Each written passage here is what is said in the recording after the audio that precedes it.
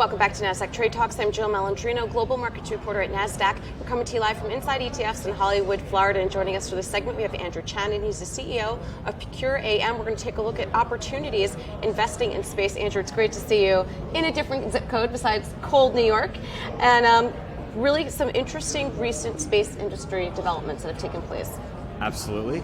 Recently, we've seen the appointment of a commander for the Space Force, which further shows America's desire to plant its flag in a new arena for the military. And this is something that I think shows a much broader trend of this being a new domain that is extremely critical for the U.S. and its strategic military assets, as well as positioning itself and maintaining its position as a global superpower. So seeing that strong endorsement from the federal government is a very big step for the space industry. Another one recently actually is in Iran, and from the various conflicts with Iran, people have started to notice the importance of satellites and how important they are for imagery and actually seeing what's going on down on Earth, and as well as for communications and secure communications. So a lot of geopolitical issues right now are being a significant driving force for the space economy. All right, you're also seeing some more corporate buy-in as well, Virgin Galactic IPO. And I think when you have the opportunity for private and public groups to work together,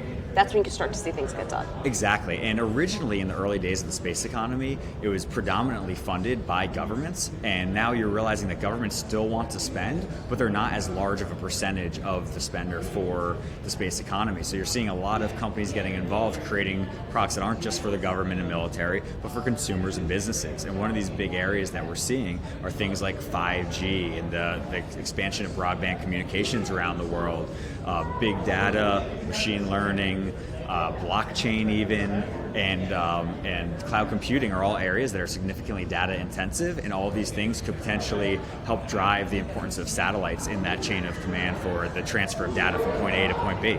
All right, this is my favorite stat to discuss with you. About $415 billion was spent on the space economy in 2018.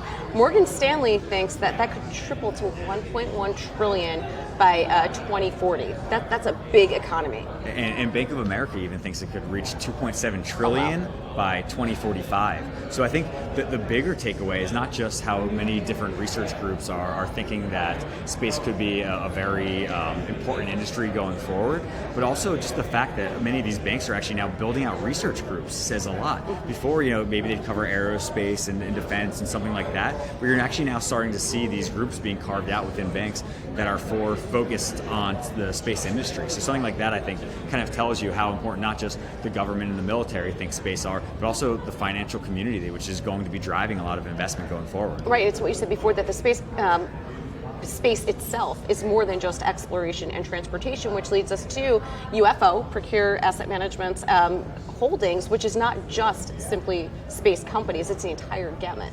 Exactly. So if you actually look at UFO and the holdings, the index was developed in part by a former director of the Space Foundation, an individual named Michael Walter Range with a very strong understanding of space technology, space policy, and the different players that are involved. So having him being able to help drive some of this index creation is very important. What you'll notice is you do have a company like Virgin Galactic, which is going to specialize in space tourism in there. But you also have a lot of the satellite and communications companies. So they're already making revenues and helping people, companies, governments, militaries on planet Earth today. So what the future looks like, we'll see. But right now, it's a lot of satellite companies that are driving the space economy forward. It's interesting, space policy. I've never actually thought about it from that context. That's got to be a really interesting area to focus on, because there really is no precedent for that.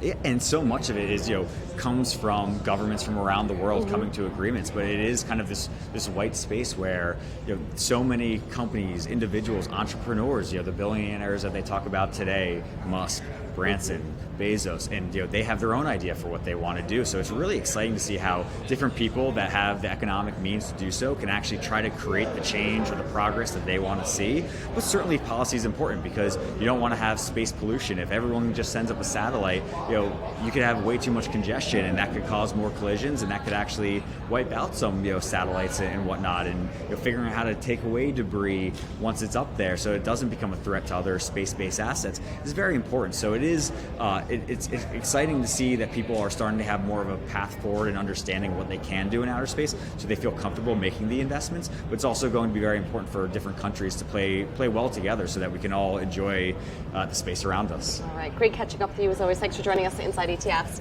and thanks for joining me on Trade Talks. I'm Jill Malandrino, Global Markets Reporter at Nasdaq.